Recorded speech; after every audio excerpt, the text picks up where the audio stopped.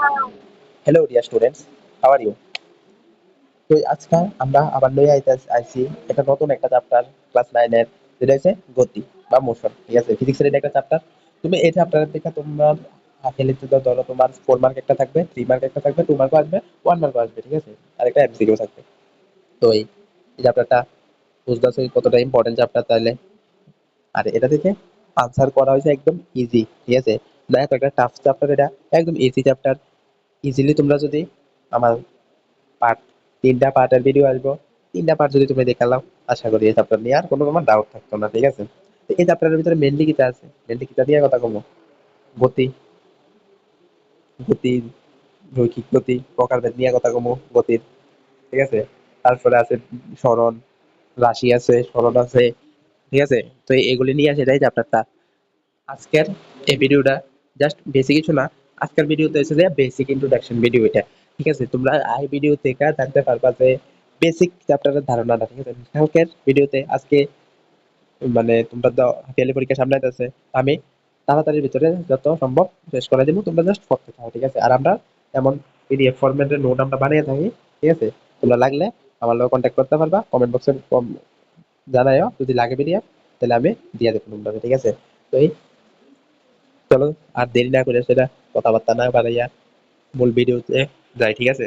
তো আমরা ফার্স্টে গতি, গতি কিতা ধরি আমরা সাপোজ যদি একটা বস্তু, ঠিক আছে, সময়ের সাথে এটা তার অবস্থানের পরিবর্তন হলো। ধরি আমি যদি একটা, এটা একটা বল, তখন এই বলটা যদি সময়ের সাথে পরিবর্তন হয়, ধরি আজকে ওখানে এলো আছে, কত পরে এনে দেবো, তাহলে আটু পরে এনে দেবো, তাহলে যদি সময়ের সাথে পরিবর্তন হয় তাহলে হবে এটা গতি। গতি আছে, রৈখিক গতি আছে, ঘূর্ণন গতি আছে, চলিত গতি আছে, পর্যাবৃত্ত গতি আছে, সরল সন্ধিত স্পন্দন আছে। ঠিক আছে? আমরা যদি গতি চ্যাপ্টারের ভিতরে বা মোশন চ্যাপ্টারের ভিতরে একটা কমন জিনিস যাই, যে একটা বস্তু, ঠিক আছে, আমি তো কইছি এই বস্তু যদি গতিশীল থাকে, তাহলে আমরা যে বস্তুটা গতিশীল, এই গতিশীল কেমনে বুঝুম? ঠিক আছে? কোনো একটা জিনিসের সাথে কম্পেয়ার করে আসলে আমি এটা বুঝলাম যে বুঝা স্থির আছে না। কখন সাপোজ আমি গাড়ির ভিতরে আছি, গাড়িটা চলতেছে। ঠিক আছে? আমরা কেমনে বুঝতেছি যে চলতেছে? কার সাপেক্ষে তুলনা করে আমরা বুঝতে চলতেছে? আমরা চারপাশের যে বস্তুটি আছে ওটির সাপেক্ষে আমরা বুঝতে পারতেছি যে গাড়িটা চলতেছে কিনা। ঠিক আছে? ধরো সাপোজ আমরা আছি গাড়ির মধ্যে, গাড়িটা চলতেছে। ঠিক আছে? গাড়ি চলতেছে আমরা বুঝতেছি কেমনে? আমরা চারপাশের বস্তুটি লেগে আমরা দেখতেছি গাড়িটা চলতেছে। তো তার সাপেক্ষে তুলনা কইরা আমরা বুঝতে পারি যে কোনো একটা বস্তু এটা স্থির আছে না গতিশীল আছে, তখন ওইটারে বলা হলো নির্দেশ বা ফ্রেম অফ রেফারেন্স। ঠিক আছে? তোমরা ডেফিনেশনটা পড়ো, 1 মার্কে আসতে পারে।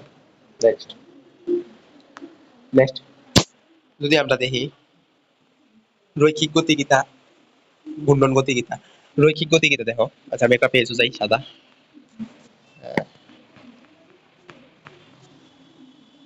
রৈখিক গতি কিতা, রৈখিক গতি হচ্ছে যে সেটা যদি কোনো একটা পথ ধরি, কোনো একটা গাড়ি এদিকে থেকে শুরু করে সোজা সরল রেখা সোজা চলতেছে, তাহলে এটার উপর রৈখিক গতি। ঠিক আছে? আর ঘূর্ণন গতি কিটা, ঘূর্ণন গতি হচ্ছে যে সেটা একটা নির্দিষ্ট কেন্দ্র করে সেটা যদি তার আশেপাশে ঘুরে, যেমন এটার একটা এক্সাম্পল যদি দিতাম দেখ আমি, ধরো বাড়ি ঘরে ফাঁকা আছে না, ফাঁকা, পাখাটা ধরো কেমন করতাম, পাখাটা ধরো এটা, পাখাটা যখনকার ঘুরে, হ্যাঁ, তখনকার সেটা হয় এটারে কেন্দ্র করে সেটা এটার চারপাশে এভাবে ঘুরে। ঠিক আছে? তাহলে একটা নির্দিষ্ট কেন্দ্র করে সেটা তার চারপাশে ঘুরলে এটারে কইছে যে ঘূর্ণন গতি। ঠিক আছে?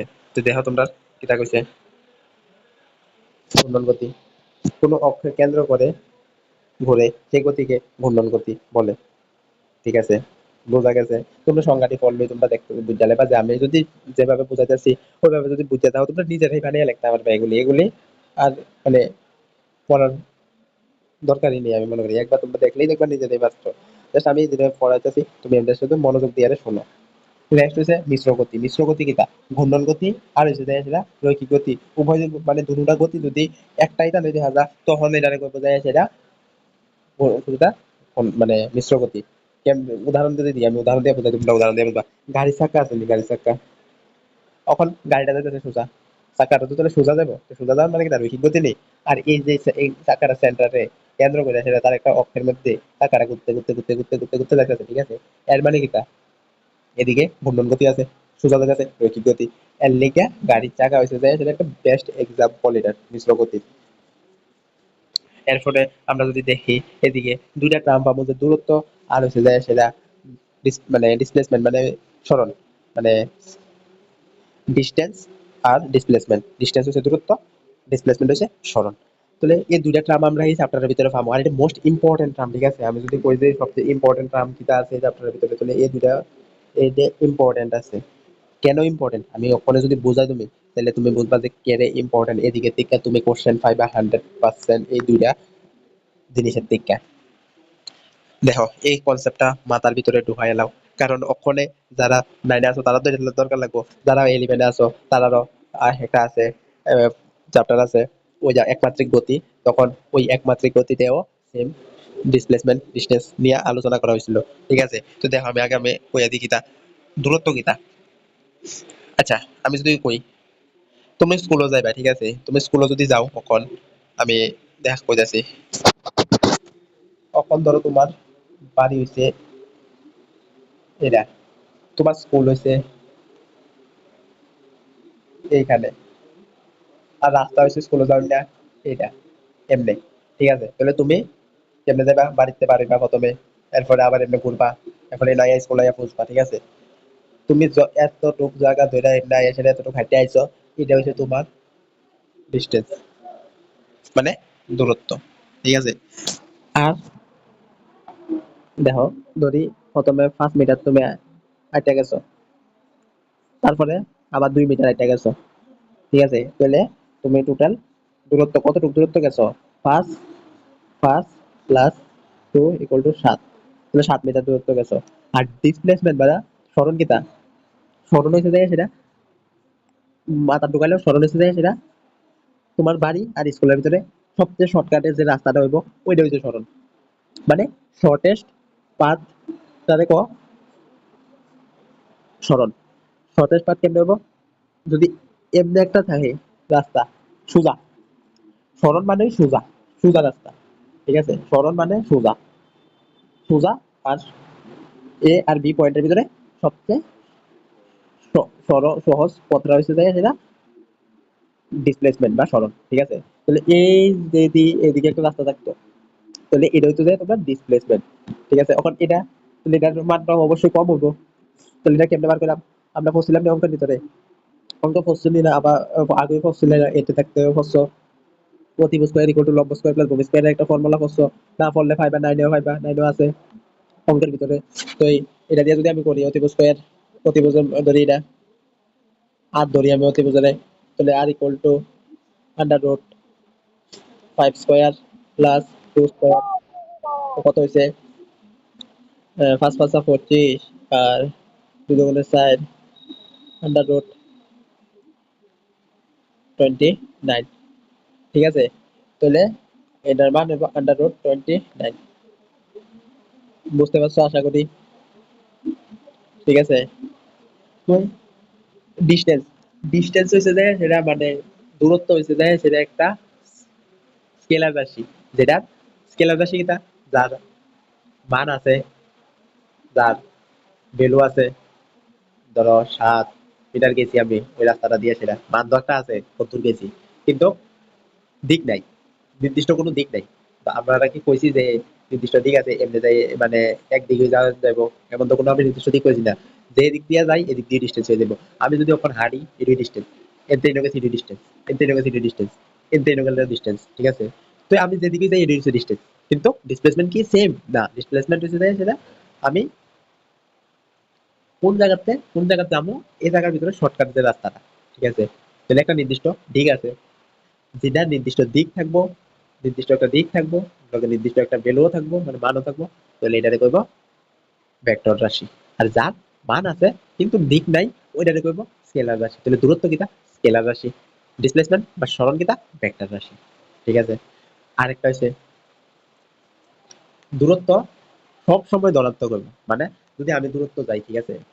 আহ ধরি দেখাই, ধরি আমি প্রথমে এই দিকে আমি আড়া শুরু করলাম, এতটুকু গেলাম 7 মিটার, এটা আবার ফিরাইয়া পড়লাম, তাই না? আইয়া এতটুকু আবার পিছনে গেলাম, ঠিক আছে, এই জায়গাটা গেলাম। তাহলে এই জায়গাটা আমি ধরি এতে, এই জায়গাটার মান হচ্ছে 2 মিটার। তাহলে এটা আমরা দূরত্ব কতটুকু আছি, এদিকে কত মিলে গেছি 7, আবার এদিকে থেকে এদিকে আইছি 7, আবার পিছনে গেছি 2 মিটার, 2 7 গুণে 14, 15, 16, 16 হয়েছে জায়গাটা দূরত্ব। আর যদি কই যে সরণ কত, তাহলে সরণ কত হইব, ডায়াগ্রামটা তোমার আমি আঁকতেছি।